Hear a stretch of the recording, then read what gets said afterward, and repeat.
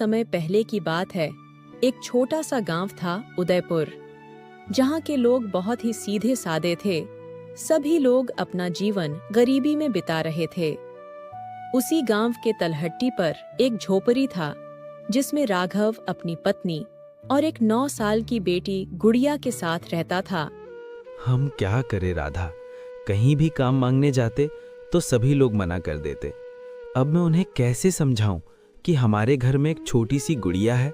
हम लोग तो 2 दिन 4 दिन भूखे रह सकते हैं, लेकिन ये नन्ही सी जान कैसे भूखे रहेगी। हमारी किस्मत कितनी बेकार है राधा। एक गरीब और ईमानदार इंसान को कोई काम नहीं देना चाहता। क्या हमें जीने का कोई हक नहीं? क्या हमारी गरीबी कभी नहीं मिटेगी? आखिर ये समाज गरीब को क्यों नहीं जीने देते? दिन रात ताना मारते हैं। मुझे तो कभी कभी लगता है राधा कि तुम्हें जहर दे दूं और खुद भी जहर खाकर मर जाऊं, लेकिन गुड़िया का मुंह देखकर जीना पड़ता है। आप चिंता मत कीजिए जी, भगवान सभी को एक समान देखते हैं। आज हम लोग दाना दाना के लिए तरस रहे हैं, लेकिन इसका मतलब ये नहीं कि हम लोग हार मान जाए। आपको वो कहावत तो मालूम है ना कि भगवान के घर देर है मगर अंधेर नहीं। इसलिए हमारे दिल में भी एक उम्मीद की चिंगारी जल रही है। इसलिए आप कभी भी अपने आप को अकेला मत समझना। मैं हमेशा आपके साथ हूँ। वाह राधा वाह, आज मुझे तुम पर गर्व हो रहा है। ये पहली बार ऐसा हो रहा है कि एक मर्द असफल है और उसकी पत्नी कमजोरी बनने की बजाय उसके साथ ताकत बनकर खड़ी है। आज मैं तुम्हें ये विश्वास दिलाता हूँ कि चाहे मुझे कितना मेहनत करना पड़े मैं करूँगा, लेकिन अपनी गरीबी जल्द दूर करूँगा। मैं कल ही काम की तलाश में निकल जाऊँगा और काम खोज कर ही लौटूंगा। राधा बहुत ही समझदार औरत थी। वह अपने पति का कमजोरी नहीं बल्कि ताकत बनकर राघव को हौसला देती है। अगली सुबह होते ही राघव काम की तलाश में ललन सिंह के यहाँ निकल जाता है। सेठ जी, आपकी तो काफ़ी सारी ज़मीनें हैं। अगर आप मुझे कहीं पर काम दे दें तो आपकी बहुत मेहरबानी होगी। आज 2 दिन से मेरी बच्ची भूखी है। दरवाजे दरवाजे पुकार पुकार कर थक चुका हूँ, लेकिन कोई मुझे काम नहीं देता। मेरी मजबूरी समझिए सेठ जी। मेरे खातिर ना सही मेरी बेटी के बारे में सोचिए। वो अभी भी राह देख रही होगी कि पिताजी कब राशन लेकर आएंगे और वो अन्न का 2 दाना कब अपने पेट में डालेगी। तुम्हें दिखाई नहीं देता क्या? पहले से ही काफी मजदूर काम कर रहे हैं, अब और नहीं रख सकता। तुम जाओ, मुझे परेशान मत करो। अगर भूख से तड़प रहे हो तो इसमें मैं क्या करूं? अगर ऐसे ही सारे गरीबों को मदद करता रहा तो मैं खुद गरीब हो जाऊंगा। चलो जाओ यहां से, पता नहीं कहां कहां से आ जाते हैं। नहीं नहीं सेठ जी, भगवान के लिए आप ऐसा मत बोलिए। एक आप ही मेरा आखिरी उम्मीद है। अगर मैं बिना राशन के घर गया तो मेरी बेटी भूख से मर जाएगी। आप कुछ भी काम दीजिए, चाहे वो कितना भी कठिन हो। मैं आपको उम्मीद दिलाता हूँ कि एक भी शिकायत का मौका नहीं दूंगा। पूरी ईमानदारी से करूँगा। बस आप इतना पैसा दे देना जिसमें मेरी बेटी का भूख मिट सके। अगर मैं और मेरी पत्नी खाना ना भी खाएं तो चलेगा, लेकिन मैं अपनी बेटी को भूखे नहीं देख सकता। राघव को रोता देख ललन सिंह को थोड़ी दया आ जाती है, लेकिन फिर वह सोचता है, अरे वाह रे राघव वाह, आखिर जो मैं सोच रहा था वही हुआ। अब मैं तुम्हारा मजबूरी का फायदा उठाऊंगा।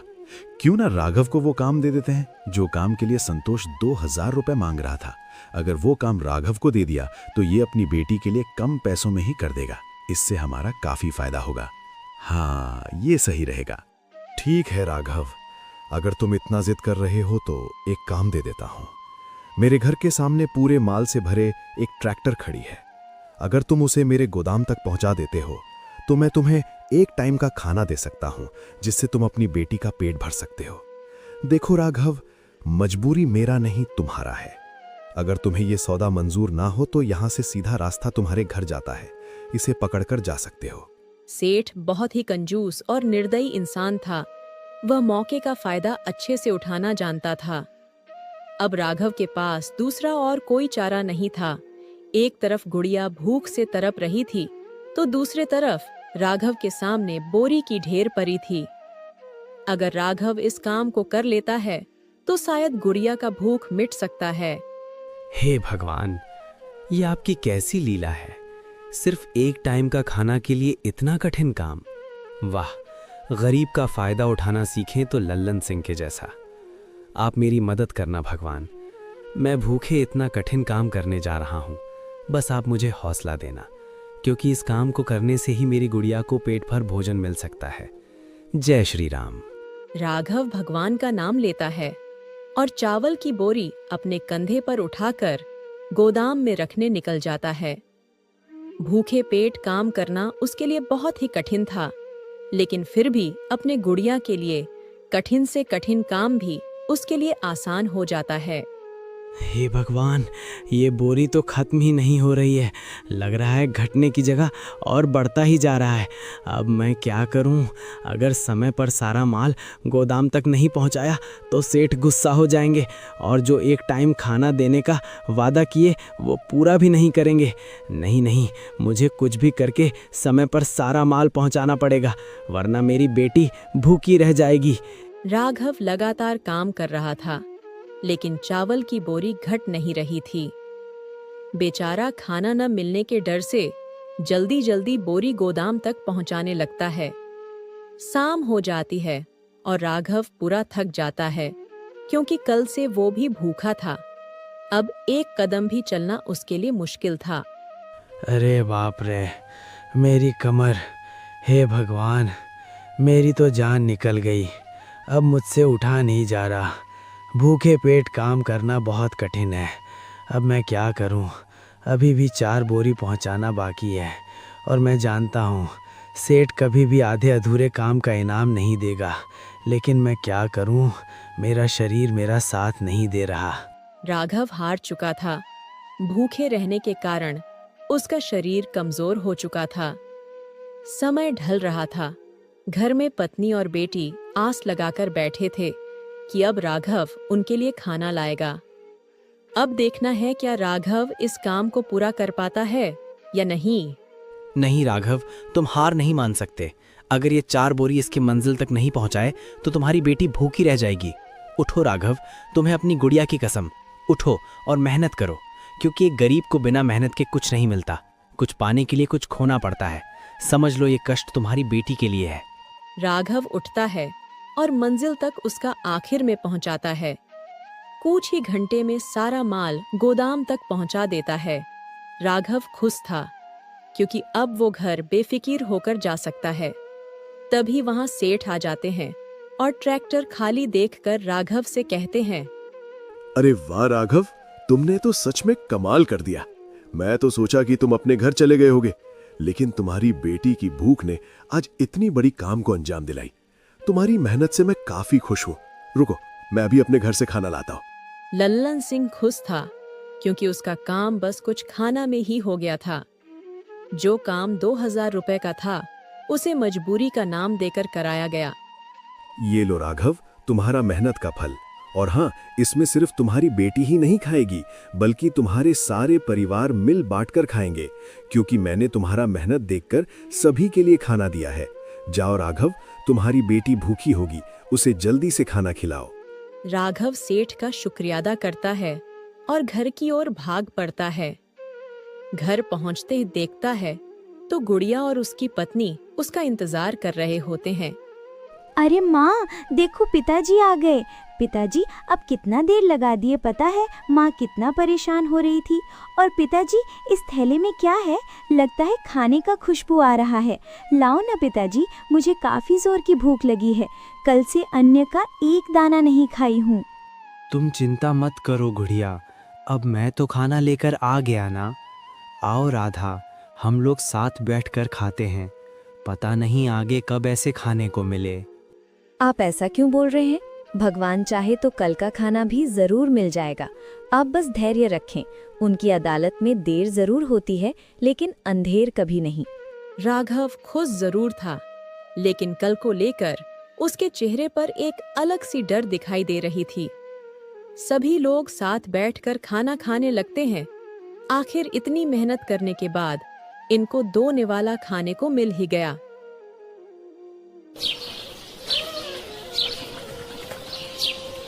राधा, अब सारा जिम्मेदारी तुम पर छोड़कर जा रहा हूँ।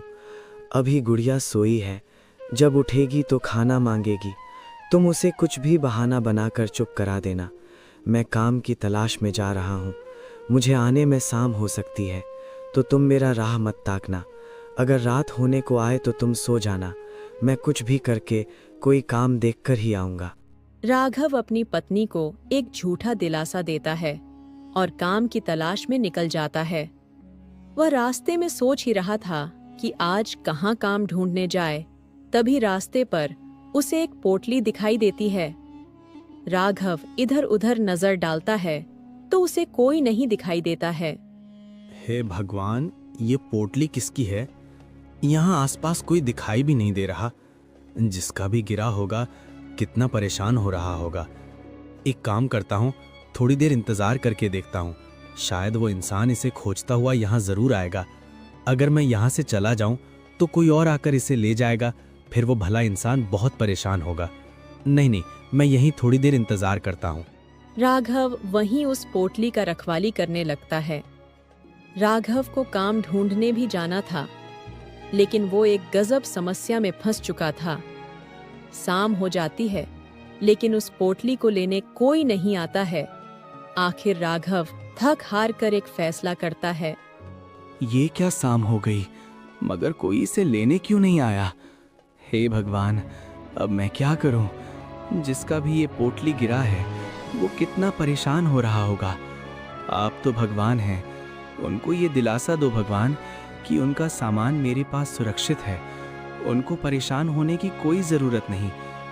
अभी शाम हो गई है, मैं इसे लेकर घर जाता हूँ, लेकिन कल फिर यहाँ उनका प्रतीक्षा करूँगा। जब तक ये सामान उनको लौटा ना दूँ, तब तक मुझे चैन नहीं आएगा। राघव उस पोटली को लेकर सीधा घर चला जाता है। घर जाते ही राधा राघव से पूछती है, अजी, आपको आने में इतनी देर कैसे हो गई? अभी गुड़िया को जैसे तैसे समझाकर भूखे सुलाई हूँ। आपको वो काम मिली या नहीं? और आपके हाथ में ये कैसी पोटली है? कहीं इसमें हमारे लिए खाना तो नहीं? नहीं राधा, इसमें क्या है मुझे भी पता नहीं। दरअसल ये पोटली मुझे रास्ते पर गिरा हुआ मिला। मुझे लगा कोई इसे लेने आएगा, इसलिए मैं वहाँ शाम तक उस व्यक्ति का इंतजार किया, लेकिन इसे लेने कोई नहीं आया। अगर मैं इसे वहीं छोड़ देता तो कोई और इसे ले जाता और पता नहीं वो इस पोटली को लौटाता या नहीं। इसलिए मैं इसे अपने साथ ले आया और कल सुबह होते ही मैं इसे वहीं पर फिर से ले जाऊंगा। मुझे उम्मीद है जिसका भी ये पोटली खोया होगा वो इसे ढूंढता हुआ ज़रूर आएगा और मैं इसे लौटा दूंगा। मुझे माफ़ कर दो राधा, मैं इसी पोटली के कारण आज काम ढूंढने नहीं गया और पूरा समय इसी में बिता दिया। मुझे माफ़ कर दो, आज मेरी वजह से तुम्हें भूखे रहना पड़ा। नहीं जी, आप माफ़ी मत मांगिए। मैं खुश हूँ कि आप सत्य की राह पर हैं। सुख दुख जीवन में आते रहते हैं, लेकिन जो अपना सुख त्याग कर लोगों के बारे में सोचे वही असली इंसान होता है। और मुझे उम्मीद है कि भगवान एक दिन हमारी तकदीर भी ज़रूर बदलेंगे। पिताजी, ये आपने क्या किया? आपको तो पता है ना कि 10 दिन बाद इस घर में बारात आने वाली है, फिर भी आप ऐसी गलती कैसे कर सकते हैं? अगर जल्द से जल्द दहेज का पैसा नहीं दिया तो वो लोग बारात लौटा देंगे, फिर आपकी इज्जत मिट्टी में मिल जाएगी। आप सच सच बताइए, वो पोटली आपने कहाँ गिराई? सेठ जी आपको कैसे कैसे इतने पैसे दिए ताकि आप अपनी बेटी का शादी अच्छे से करा सकें, और आप उसे कहीं गिरा कर आ गए? मुझे माफ कर दो बेटी, पता नहीं मुझसे इतनी बड़ी गलती कैसे हो गई, लेकिन अब इसका कोई फायदा नहीं। मैंने पूरा रास्ता ढूंढा, लेकिन मुझे वो पोटली कहीं नहीं मिला। अब हार चुका हूँ। अगर सेठ को पता चला कि उनका दिया हुआ पोटली हमने कहीं गिरा दिया तो वो हमें नहीं छोड़ेंगे। हे भगवान, अब इस गरीब की इज्जत आपके हाथों में है। राघव को जो पोटली मिला था वो इन्हीं का गिरा था, लेकिन शायद इन्हें कहाँ पता कि इनका सामान राघव के पास सुरक्षित है। पिताजी, ऐसे काम नहीं चलेगा। आप अच्छे से सोचकर बताइए कि कल सेठ से पैसे लेने के बाद कहाँ कहाँ गए थे, और जब पोटली गुम हुआ तो कहाँ कहाँ ढूंढे थे और कहाँ नहीं। अच्छे से सोचकर बताइए। रानी के पिता अपने दिमाग पर अच्छे से जोर देते हैं और याद करने की कोशिश करते हैं। तभी उन्हें कुछ याद आता है। हाँ बेटी, मुझे याद आया, जब सेठ जी से पैसा लिया तो रास्ते में एक पेड़ के पास विश्राम के लिए बैठा था। मुझे लगता है मेरा पोटली वहीं छूट गया है। अभी रात काफ़ी हो गया है, कल सुबह होते ही मैं वहाँ ढूंढने जाऊँगा। हे भगवान, जैसे आपने एक उम्मीद दिलाई वैसे ही मेरा पैसा भी दिला देना। आपका सदा आभारी रहूंगा।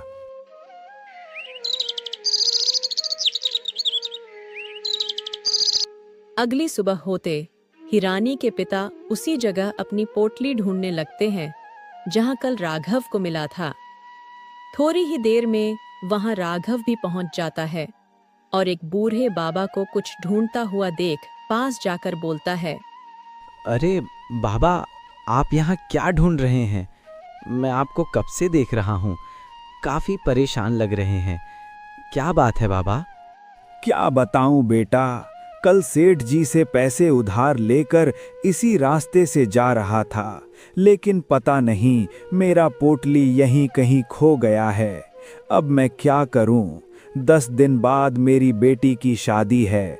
अगर समय पर दहेज नहीं दिया तो वो लोग अपनी बारात लेकर नहीं आएंगे और मेरी इज्जत नीलाम हो जाएगी। नहीं नहीं बाबा, आपकी इज्जत कभी नीलाम नहीं होगी। मैं भी कल यहीं से गुजर रहा था, तभी मुझे एक पोटली दिखाई दी। मुझे लगा किसी का खो गया है, इसलिए मैंने शाम तक यहीं बैठकर इंतजार किया, लेकिन इसे लेने कोई नहीं आया। फिर मैं इसे अपने घर लेकर चला गया और अपनी पत्नी से बोला कि जब तक इसे लौटा ना दूं, तब तक मैं चैन से नहीं बैठूंगा। ये लो बाबा, आपका पोटली मेरे पास सुरक्षित था। अब आप खुशी खुशी इसे लेकर अपने घर जाओ और अपनी बेटी की शादी धूमधाम से करो। तुम्हारा बहुत बहुत धन्यवाद बेटा। आज शायद तुम्हें पता नहीं कि तुमने कितनी बड़ी बोझ मेरे मन से हल्का कर दिया। आज से पहले इस समाज में इतना ईमानदार किसी को नहीं देखा। भगवान तुम्हारा भला करे बेटा। तुम हमेशा खुश रहो, यही भगवान से दुआ करता हूँ। पोटली लेकर वो बाबा खुशी खुशी वहां से चले जाते हैं। राघव खुश था क्योंकि उसने एक गरीब बूढ़े बाबा की इज्जत नीलाम होने से बचाया था। लेकिन उसे एक दुख भी था क्योंकि अभी तक उसे कोई काम नहीं मिला था। भूखे वो एक पेड़ के नीचे बैठकर भगवान से शिकायतें करने लगता है। हे भगवान, अब गरीब को कब समझेंगे? मैं इतना मेहनत करता हूँ, फिर भी लोग मुझे काम क्यों नहीं देते? कल से मेरा परिवार भूखा है, कोई तो काम दिला दो। क्या मैं ही सबका मदद करूं? मेरा कोई नहीं करेगा। अगर ऐसे ही चला तो कुछ ही दिनों हम लोग मर जाएंगे। कोई तो राह दिखाओ भगवान। राघव अपनी शिकायत भगवान से कर ही रहा था, तभी वहां से एक अमीर व्यापारी लॉरी में माल भरकर शहर में बेचने जा रहा था। तभी अचानक उसका लॉरी एक गड्ढे में फंस जाता है और वजन ज्यादा होने के कारण निकल नहीं पाता है। हे भगवान, ये क्या हो गया? लॉरी तो गड्ढे में फंस गई। अब मैं क्या करूं? मुझे जल्दी शहर जाना है। यहाँ आसपास कोई दिखाई भी नहीं दे रहा। तभी राघव का ध्यान उस व्यापारी पर पड़ता है। वह बहुत परेशान लग रहे थे। तभी राघव पास जाकर देखता है तो लॉरी गड्ढे में फंसी दिखाई पड़ती है। अरे सुनो भाई, मेरी लॉरी गड्ढे में फंस गई है और मुझे जल्दी शहर पहुंचना है। अगर तुम इसे निकाल देते हो तो मैं तुम्हें 1000 रुपए दूंगा। देखो भाई, देर मत करो, जल्दी से निकाल दो, मेरे पास समय बिल्कुल भी नहीं है। राघव को एक काम मिल चुका था। वह बहुत खुश हो जाता है। उसके चेहरे पर एक अलग ही चमक दिखाई पड़ती है। राघव झट से लॉरी को गड्ढे से निकालने लगता है, लेकिन वजन ज्यादा होने के कारण निकल नहीं पाता है। लेकिन भूखे परिवार का चेहरा बार बार उसके सामने आ रहा था। राघव बेचारा अपना पूरा जोर लगा देता है और भगवान की कृपा से लॉरी गड्ढे से निकल जाती है। वाह भाई वाह, तुमने आज मेरा बहुत बड़ा काम किया है। मेरा शहर जाना बहुत जरूरी है। एक गोदाम से बहुत बड़ा कॉन्ट्रैक्ट मुझे मिला है और ये सारा माल वहीं पहुंचाना है। मैं अभी बहुत जल्दी में हूँ। ये लो तुम अपना 1000 रुपए और शहर से लौटता हूँ, फिर तुमसे बातें करूंगा। राघव की आंख भर आए। उसे यकीन हो गया कि भगवान देर से जरूर देते हैं, लेकिन छप्पर फाड़ कर देते हैं। वह मन ही मन भगवान को शुक्रिया अदा करता है। हे भगवान, आपका लाख लाख शुक्र है। अब मैं इस पैसे से अपना परिवार का अच्छे से पेट भर पाऊंगा। राघव पैसे लेकर घर जाने के लिए अपना पैर बढ़ाने ही वाला था, तभी उसे जमीन पर नोटों की एक गद्दी गिरी हुई दिखाई पड़ती है। अरे ये क्या, इतने सारे पैसे? इतने पैसे से तो हमारा 2 महीने का राशन आ जाएगा और इससे अपने गुड़िया के लिए काफ़ी सारे खिलौने और राधा के लिए साड़ियाँ भी आ जाएंगी। लेकिन ये पैसे आए कहाँ से? मुझे लगता है ये पैसे सेठ जी का गिरा होगा, क्योंकि जब उन्होंने मुझे पैसे देने के लिए अपने जेब में हाथ डाले उसी वक्त उनकी जेब से कुछ गिरा था और मैंने ध्यान नहीं दिया। नहीं नहीं, ये पैसे मैं नहीं ले सकता। सेठ जी शहर जा रहे हैं, अगर पैसे उनके साथ ना रहा तो वो शहर नहीं जा पाएंगे। नहीं नहीं, मुझे जल्द ये पैसे उन्हें लौटाना होगा, वरना अनर्थ हो जाएगा। राघव बहुत ही ईमानदार था। वह बेईमानी का पैसा अपने पास नहीं लेना चाहता था। वह द्वार कर व्यापारी के पास जाता है और सारी सच्चाई बताने लगता है। सेठ जी आप अपना पैसा लेकर जाइए। जब आप मुझे मेरा मजदूरी दे रहे थे तभी आपके जेब से ये पैसे गिर गए, और अगर आपके पास ये पैसा नहीं होगा तो आप शहर कैसे जाएंगे? राघव का ईमानदारी देखकर व्यापारी भी तंग रह जाता है। हे भगवान, ये मैं क्या देख रहा हूँ? आजकल जमाने में इतना ईमानदार कौन होता है? देखो भाई, तुम कौन हो? कहीं भगवान तो नहीं? क्योंकि इतना उम्र हो गया लेकिन आज से पहले ऐसा ईमानदार व्यक्ति आज तक नहीं देखा। अगर तुम चाहते तो इस पैसे को लेकर भाग भी सकते थे और मैं कुछ कर भी नहीं सकता था, क्योंकि इस पैसे को गिरते मैंने नहीं देखा। लेकिन तुम्हारा बहुत बहुत धन्यवाद। अगर ये पैसे तुमने नहीं लौटाते तो मेरा सारा धंधा चौपट हो जाता, क्योंकि इसके अलावा मेरे पास और कोई पैसा नहीं था और शहर जाने में काफ़ी पैसे लगते हैं। एक काम करो, इसमें से कुछ पैसे निकाल लो, तुम्हें कुछ मदद मिल जाएगी। नहीं नहीं सेठ जी, इसकी कोई ज़रूरत नहीं है। मैं अपना मेहनत का खाना चाहता हूँ।